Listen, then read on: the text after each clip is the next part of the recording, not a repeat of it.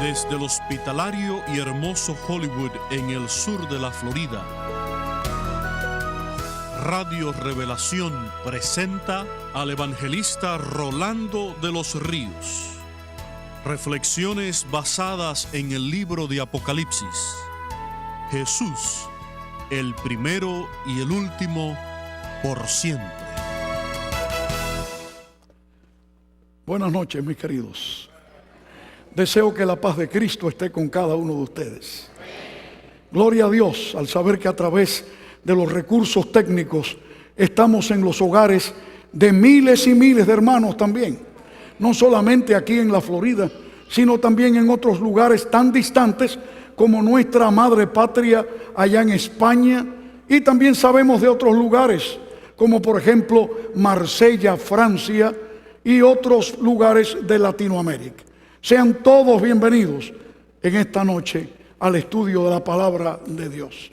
También queremos hacer énfasis a todos aquellos grupos que se han reunido, como dijimos al principio, en los hogares para estudiar la palabra. Creo que es algo maravilloso que podamos tener en hogares cristianos reunión de vecinos y amigos que quieren estudiar la palabra de Dios y prepararse para las grandes cosas que están ya llegando a este mundo. Hoy nos toca un tema importante, porque hoy vamos a continuar en nuestra prosecución de las 7 iglesias de Apocalipsis.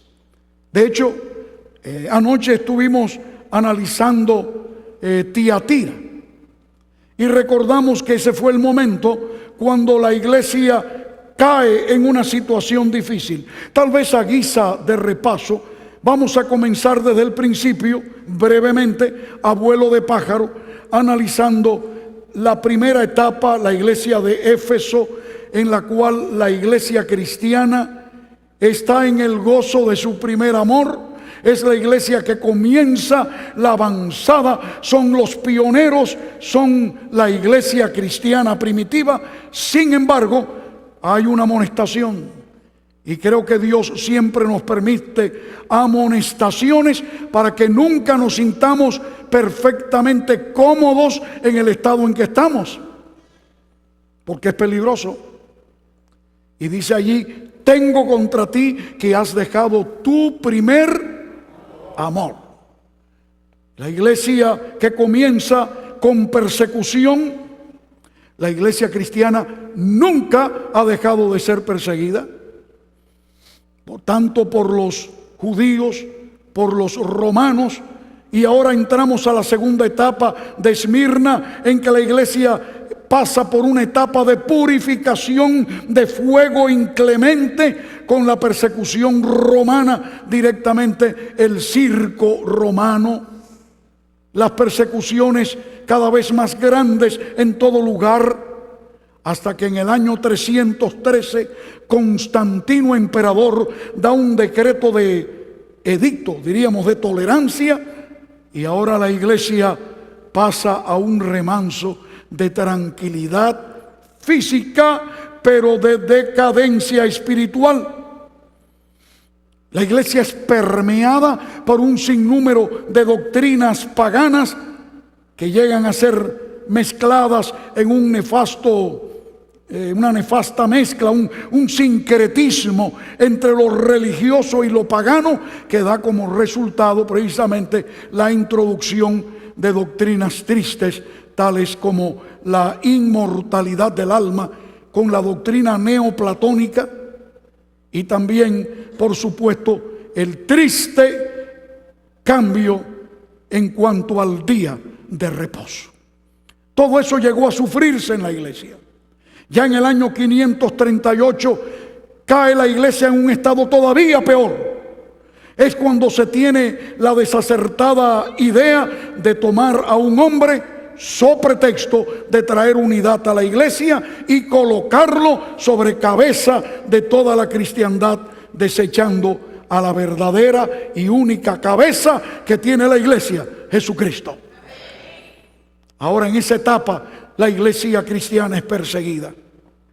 Se desarrolla una etapa terrible, porque no solamente es perseguida, sino que es perseguida por cristianos. Cristianos persiguiendo cristianos. Esa llamada Santa Inquisición, que ha dejado una marca indeleble en la historia, un estigma triste en la historia del cristianismo. Tuve la oportunidad de visitar el Museo de la Inquisición en la ciudad de Lima, Perú. La Inquisición en Nuevo Mundo. Fue algo terrible. Ver allí miles y miles de cráneos de todos aquellos que fueron vituperados, puestos en las mesas de estiramiento. Todo para hacerlos obedecer. O aceptas a Cristo o te estiramos. O aceptas a Cristo o te quemamos vivo. Qué mala forma de evangelización. Es hasta algo macabro. Recuerdo en la historia un gran cacique que circuló entre la República Dominicana y Cuba, llamado Atuey, que fue traído ante los colonizadores, que traían en una mano la cruz y en la otra la espada. Y le impusieron que aceptara la religión popular que ellos traían. Fue algo triste. El padre Bartolomé de las Casas, considerado protector de los indios, no tuvo otra alternativa que llamarlo y decirle: hijo, acepta esta nueva doctrina. Y atado a la estaca, nos dice la historia, el indio Atuey le preguntó al sacerdote: y estas personas que me van a quemar vivo, ¿van también al cielo que ustedes me están prometiendo? A lo que el sacerdote le dijo: sí, hijo mío, ellos ya se han ganado el cielo.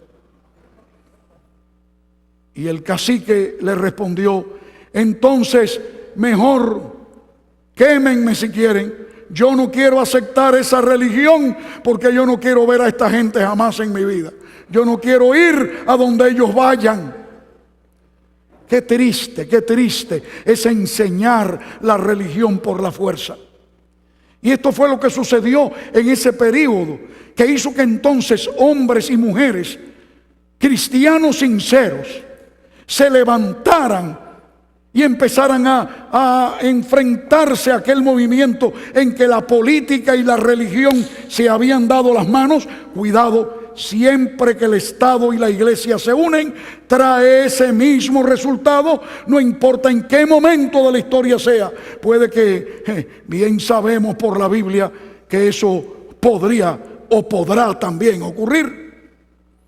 La realidad es que en ese momento se levantaron hombres como Juan Hus, como John Wycliffe, hombres como Martín Lutero y otros tantos y tantos, y se declara un movimiento de protesta y de reforma, nunca con el fin de dividir la iglesia, la única iglesia, pero fue el fin de traer a la iglesia otra vez a los principios incuestionables de la Biblia, la palabra de Dios.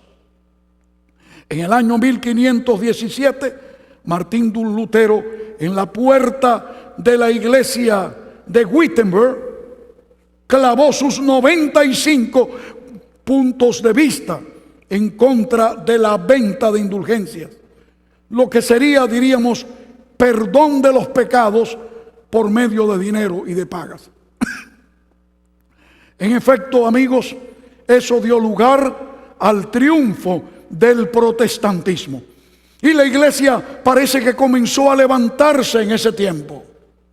Yo pregunto, ¿de qué forma Jesús se manifestó a este periodo de la historia? Este periodo que comienza precisamente cuando termina el anterior. En el capítulo 3 de Apocalipsis, en el versículo 1 se nos dice que Jesús se presenta, noten esto, como el que tiene los 7 espíritus de Dios y las 7 estrellas. Para mí es significativo, Porque al comienzo de la historia eclesiástica, con la iglesia de Éfeso, Jesús aparece de la misma forma, quien tiene las 7 estrellas en la mano derecha. Es como que ahora con Sardis hay un nuevo comienzo para la iglesia, una nueva oportunidad. Por eso aparece con las 7 estrellas. Yo tengo el control de la iglesia en mis manos. Yo tengo las manos en el timón, podría decir el Señor. Venga lo que venga, yo estoy en control. Pero hay algo más. También aparece que tiene los 7 espíritus de Dios. Se ha analizado que realmente no es que el Espíritu Santo sean 7. Es que el 7 es el número de perfección. Por lo tanto, es la perfecta acción del Espíritu Santo. No hay dudas que es Cristo con el control en la mano, con las 7 iglesias en la mano, las 7 estrellas, que es su ministerio en la mano, los mensajeros de las iglesias en las manos, sino que además el Espíritu Santo llega para dar el poder de una manera especial al avance del cristianismo. Verdaderamente, amigos, este periodo nos lleva del año 1517 hasta el año 1798. El significado de Sardis es muy impreciso. Siempre se le ha considerado que es canción de gozo, porque hubo un canto de gozo, un canto de victoria. La iglesia se levanta. Sin embargo, también se le ha considerado como lo que queda. Un significado, lo que queda. Y yo también me inclino a este punto, porque es lo que queda de los fieles de Dios. No olvidemos que siempre el Señor ha tenido 7,000 que no han doblado sus rodillas. Y no olvidemos que en el periodo anterior de Tiatira aparece aquella mujer perversa llamada como Jezabel, que representa un paganismo que se mete dentro de la iglesia. Yo quiero decirte algo.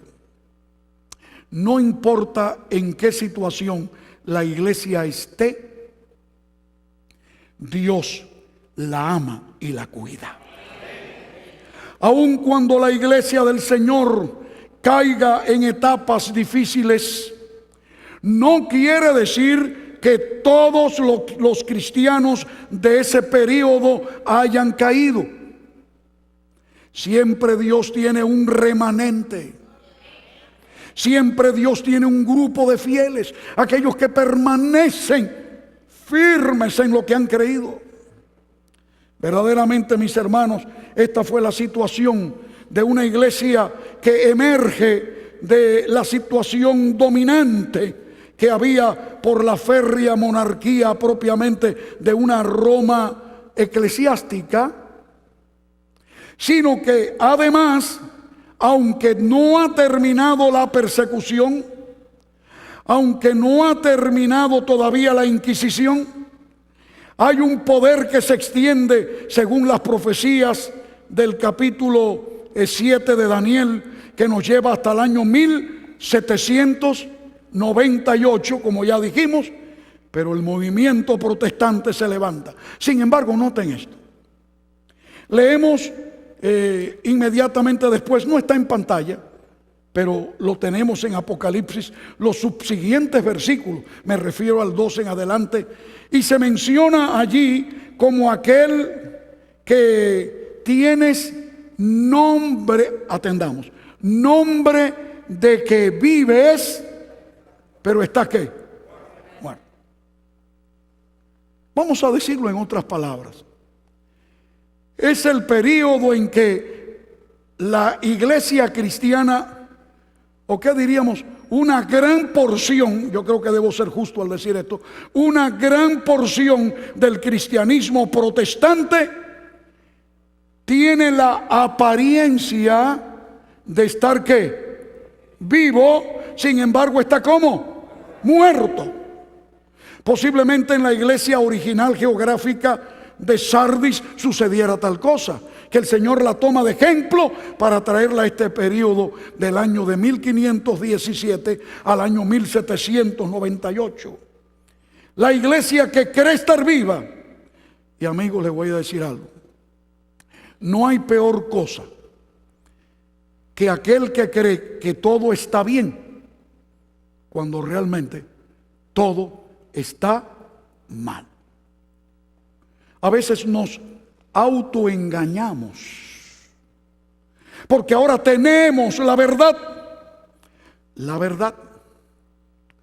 Y lo triste, amigos, es que nos enseña la experiencia que la verdad es muy elástica según la mente de la gente que quiera decir que la tiene. Yo he escuchado expresiones tales como, bueno, de acuerdo a mi verdad. ¿Cómo? Es decir, que como la verdad es, mi querido doctor, como si fuera una prenda de vestir que tiene diferentes tallas. O tal vez como esas gorras que hemos visto que tienen una presilla detrás y que usted le abre la presilla o se la cierra y le sirve a todas las cabezas. Yo he visto una persona con una cabecita muy simpática, pequeña, oiga, y la gorra le queda pintada y en eso llega un cabezón, luego se la pone y también le sirve. Oh, amigos, la verdad no es adaptable. La verdad no es un concepto. La verdad es un principio y últimamente es una persona, como hemos dicho cada noche, la persona de Jesucristo nuestro Señor. De allí que hay una cosa importante que debemos tener siempre bien claro en la mente. No es asunto de apariencias. Y este era el problema que estaba pasando el protestantismo en ese tiempo. Y voy a mencionar, ya que el tiempo corre, solamente dos aspectos que quisiera traer a colación. Número uno, desafortunadamente, el movimiento protestante, después de 1517, dejó de ser perseguido para convertirse en muchos casos, no en todos, en perseguidor. Eso levantó a la iglesia romana en la contrarreforma.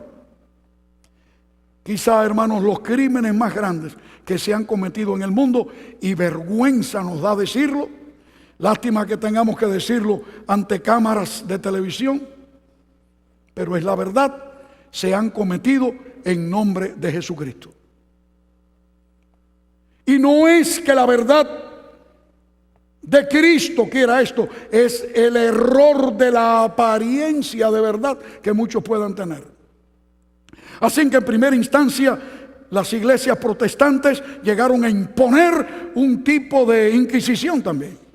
Saben ustedes que muchos de los padres peregrinos que vinieron a Norteamérica a fundar los Estados Unidos estuvieron huyendo de persecución, no solamente romana, sino también protestante. Basta tan solo un vistazo a la iglesia protestante de Inglaterra. No habría tiempo de entrar en minucias y detalles, pero esta es la triste realidad. Así que en primer lugar dice que está vivo, pero está ¿cómo? Muerto.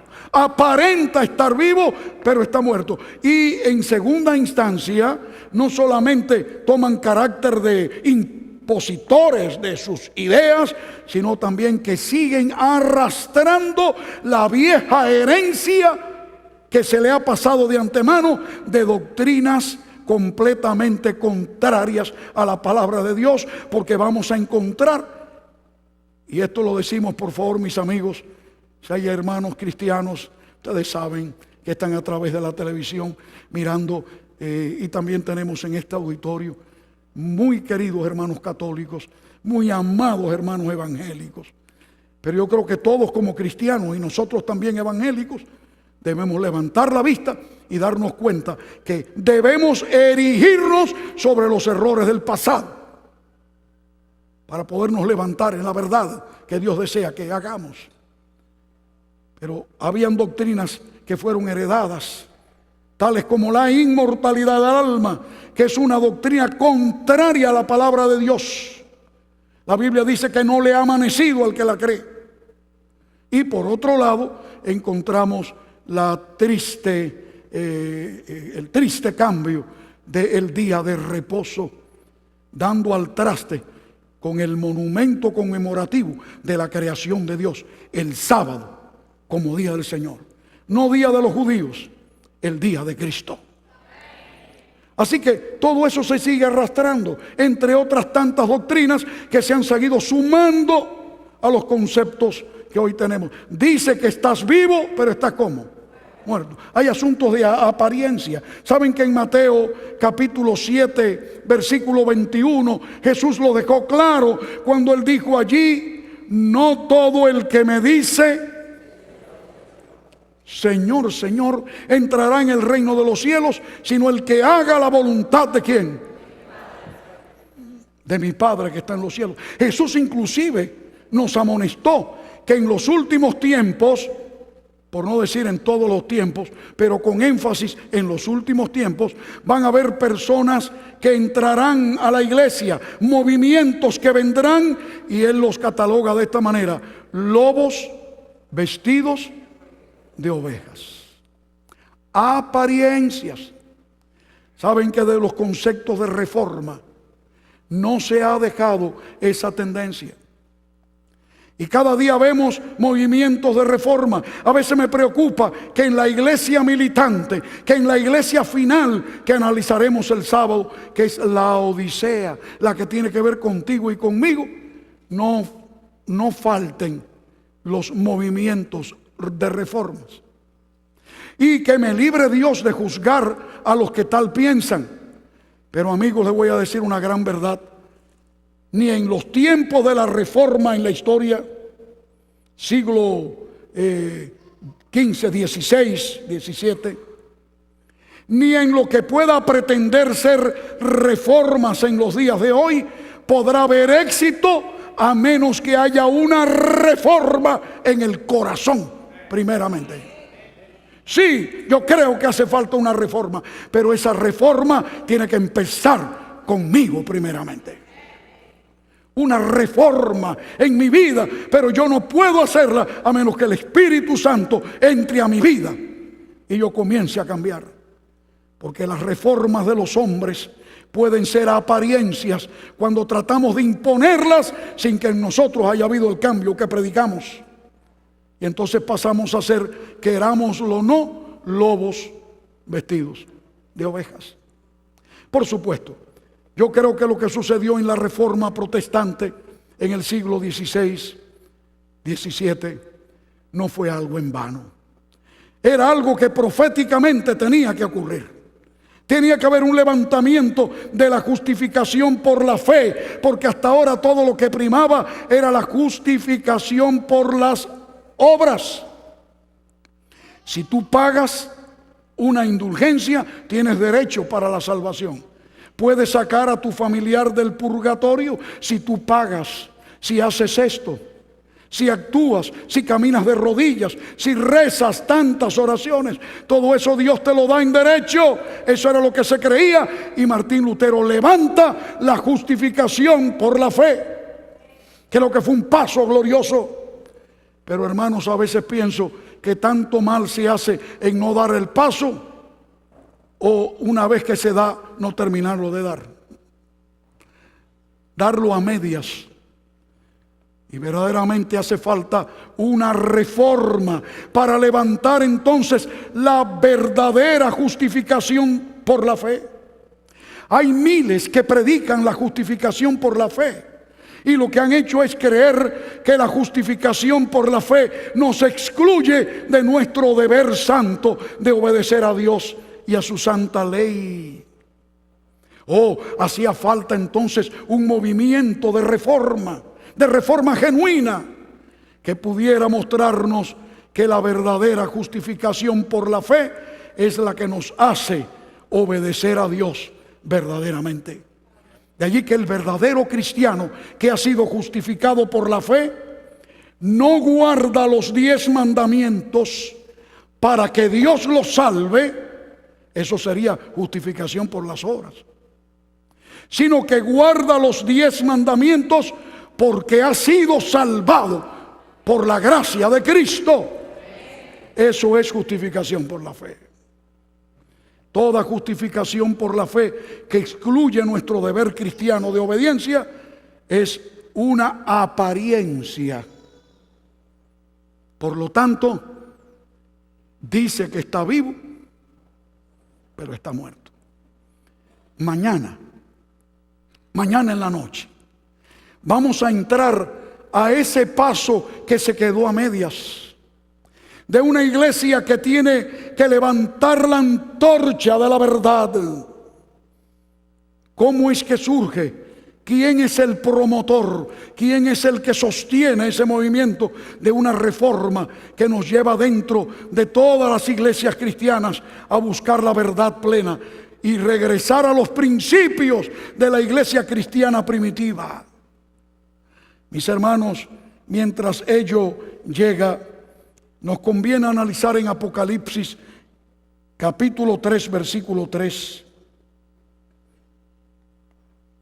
Y dice allí: si no velas, dice el Señor, vendré como ladrón y no sabrás a qué hora vendré sobre ti.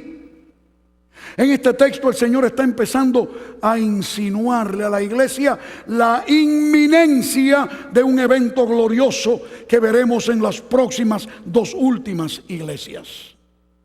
Pero llega el versículo 5, cuando da entonces ese premio: al que venza o al que venciere será vestido de ropas blancas, y no borraré su nombre del libro de la vida, y confesaré su nombre ante mi Padre y ante los ángeles. Es verdaderamente admirable esta expresión de Jesús, del testigo fiel y verdadero, del que tiene las 7 estrellas en la mano, del general de las 7 estrellas. Cuando Él garantiza: si tú vences, y esto se aplica a nosotros hoy en este tiempo, si tú vences, si te pones en las manos de Dios, gloria al Señor, entonces te voy a vestir de ropas blancas.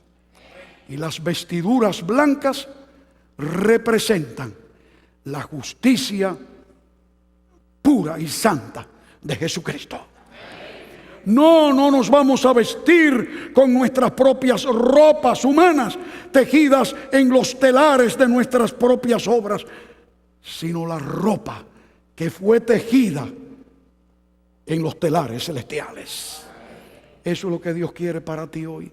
Si tú vences, si te entregas al Señor, entonces serás vestido de ropas blancas. Y no voy a quitar tu nombre del libro de la vida. Es más, te voy a confesar. Ya Jesús había dicho: el que me negare delante de los hombres, yo lo negaré delante de mi Padre y delante de los ángeles. Pero al que me confesare con valor, yo también lo confesaré. Hermanos, tenemos una promesa celestial. Y en esta noche yo quisiera, nosotros que estamos ya llegando al final de la prosecución de la historia de la iglesia, nosotros que estamos viviendo en el escenario real de la consumación de la historia eclesiástica y del mundo, podamos también estar dispuestos a vencer en el nombre del Señor Jesús. Yo quisiera leerles un pensamiento escogido. Dice allí en esa cita del libro El Colportor Evangélico, usted la tiene ahí en la mano: Dios conoce todas nuestras necesidades a la omnipotencia del Rey de Reyes. Dios, que guarda el pacto con nosotros, añade la dulzura y el solícito cuidado del tierno pastor. Tú tienes un Dios que te ama. Gloria al Señor. Dice aquí: tiene medios. Su poder es absoluto y es garantía del seguro cumplimiento de sus promesas para todos los que en Él confían. Tiene medios de apartar toda dificultad para que sean confortados los que le sirven y respetan los medios que Él emplea. Su amor supera todo otro amor. Como el cielo excede en altura la tierra, vela por sus hijos con un amor inconmensurable y eterno. Aunque muchos digan ser y no son, aunque algunos hayan estado viviendo una vida como quien juega a la iglesita, Dios tiene gente sincera, no lobos vestidos de ovejas, sino ovejas de su redil. Yo quiero ser una de esas ovejas de mi Señor. ¿Quieres también tú serlo? ¿Quieres vivir una vida real, sin apariencias? No decir que estás vivo y estás muerto, sino que queremos vivir para Dios. Dolly va a cantar un himno de mi preferencia. Ese himno de mi preferencia me muestra mi preferencia por Cristo. Y yo quiero invitarte a que esa tarjetita que has recibido, que te han dado allá en el hogar, en el grupo, en el templo donde te reúnes, habla de tu resolución que dice: me propongo estudiar la palabra de Dios. No deseo vivir una vida cristiana de apariencias, quiero vivir una vida real. Acepto a Cristo como mi Salvador. Y algunos marcarán: quiero prepararme para recibir el bautismo por inmersión. Ya llegó la hora. ¿Por qué habremos de estar esperando más? En esta noche, al cantar ella, yo te pido que vengas al frente, como hacemos. Tal vez ya tú has venido otras veces. Ven a traer tu nueva tarjeta de entrega. Alguien la va a tomar, pero en forma especial. Si aún no te has bautizado, algunos ya han hecho el plan y este sábado van a ser bautizados en la mañana. Van a estar allí en todas las iglesias de la Florida. Van a haber ceremonias bautismales. ¿Por qué no te unes también? Aquí también la tendremos el sábado en la mañana, y el mundo entero a través de la televisión verá los bautizos de este lugar y de otros lugares también. Este es el momento cuando ella, Dolly, cante: prefiero a mi Cristo más que todo en este mundo. Si tú eres de los que prefieres a Cristo ante el mundo, ven conmigo, porque oraremos en esta noche. Amén. Prefiero a mi Cristo al vano orbe. Prefiero su gracia a riqueza sin fin. A casas y tierra prefiero-le a él. Será de mi alma fuerte paladín.